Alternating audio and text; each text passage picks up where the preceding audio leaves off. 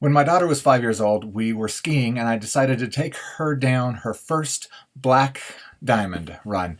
We started going down and she was doing great. She was really handling the terrain very well, but then all of a sudden she started looking around. Everybody was whizzing right by us. Everybody was going pretty fast. And so she lost focus of where she was going. She lost focus of her speed. She did not think about how fast or how slow, how much she's supposed to turn back and forth. And so she started going too fast. She was going too fast, and I am not a fast skier, but I skied as fast as I could. I went close to her. I grabbed her right as she was falling, and we made it down to the bottom, and she was scared. But eventually we kept on skiing. Now, you see, that's what happens, though, when you get distracted when you're skiing. It's the same as if you're driving or dating somebody. If you get distracted, it's going to be trouble. So you don't want to get distracted while you're skiing.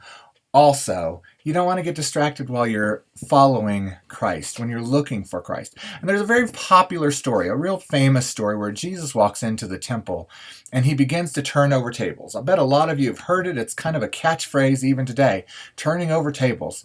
This is Jesus, and he looks angry. But I don't think he's necessarily angry. I think he's in love. I think he's trying to make sure that the people that love him and the people that he loves are able to stay focused.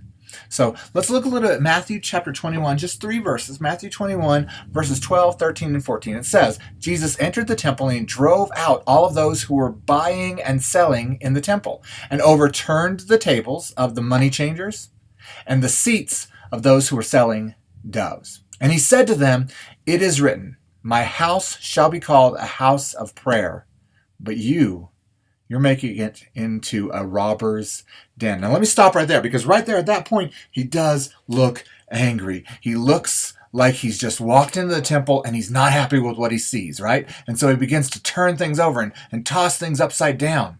Now there's 3 things I want to tell us about. I want us to talk about these 3 things. But I want you to remember that Jesus' goal here is to give us life. And we're going to see that here in just a second. Okay?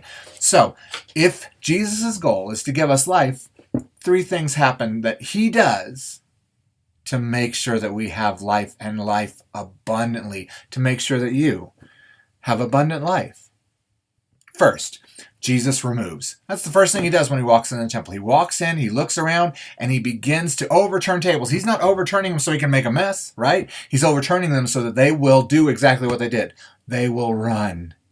Get out of my place. That's what he's saying. He's overturning tables. He's destroying things so that the path from the entrance door of the church all the way to the place where people connect is clear.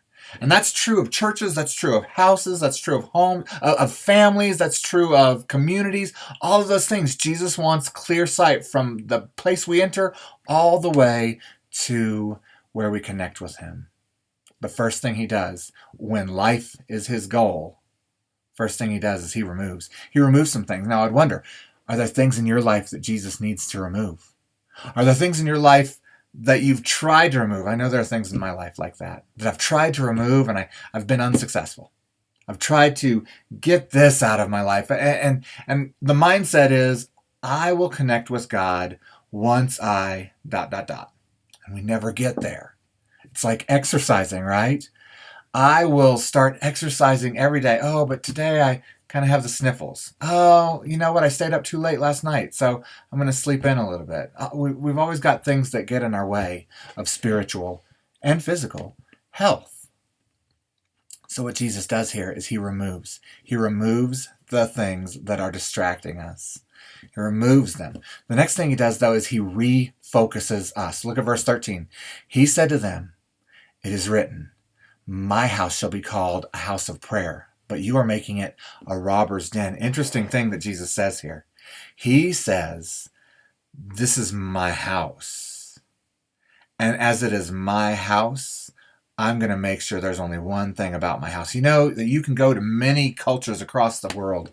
And if you want to learn about the culture that surrounds them, one of the best things you can do to learn about the culture is to have a meal in somebody's house. If you want to learn about Japanese culture, you sit and you have a meal at a Japanese family's house. And then you're going to learn about the culture that's outside the doors. If you want to learn what values we place on prayer, on God, what values we place on the American way, or what values we place on our society, our community, if we love the president, couldn't you walk into my house and say, oh, he's got pictures of the president all over the place. He's got a copy of the Constitution right here. And you would know where my values are. You would know what I hold dear. Jesus says, this is my house. And therefore, we all need to know what God values. It's not the money changers. It's not the sellers of goods. No. I want you to know that I value connection with you. That's the reason I've removed everything from the entrance point to the connection point, and it's the reason that I've refocused you. So when you walk in the doors, the first thing you're going to see is Jesus. Yeah. So he removes those things that distract us. He refocuses us. But then something else happens. He restores us. So, as I said, verses 12 and 13 paint a picture of a God who looks pretty angry, looks pretty mad at the people that are distracting his people. And you might wonder why. That's when you would read verse 14. Verse 14 says this: after all of that, the blind and the lame came to Jesus in the temple, and he healed them. Maybe today you are in desperate need of healing. Maybe you are tired of having those distractions in your way, of not being able to focus on what you need to focus on. Maybe you're tired and sick of being sick and tired. What I think is really amazing about this passage is that there's a picture of a blind man and a lame man. Now, over in John chapter 9, we see another story about a blind man. And this blind man, he's healed by Jesus, but the crowd around him and even the disciples of Jesus, they look at him first before he's healed and they say, he's blind. How come he's blind? Is it because he sinned, or is it because his parents sinned? They assume that sin is the reason that he's blind. Jesus refocuses those disciples as well. He refocuses those people. But you have to understand that we typically equate physical pain with spiritual depravity. Jesus didn't do that. And why I say that is because in this temple where everything is working really well, where the money changers are coming in and selling birds and animals for a sacrifice so that the people can go and do a sacrifice, and they're getting a little bit of profit there with every single bird, with every single dove. When all of those things are working the way that those money changers want them to, the blind and the lame, they're not really allowed in church. And so when Jesus removes those things, when he refocuses the church, we're healed. We are restored. Today might be the day that you're restored. Maybe today is the day that God, our great God, he chases us down and he catches up with us right before we fall tragically.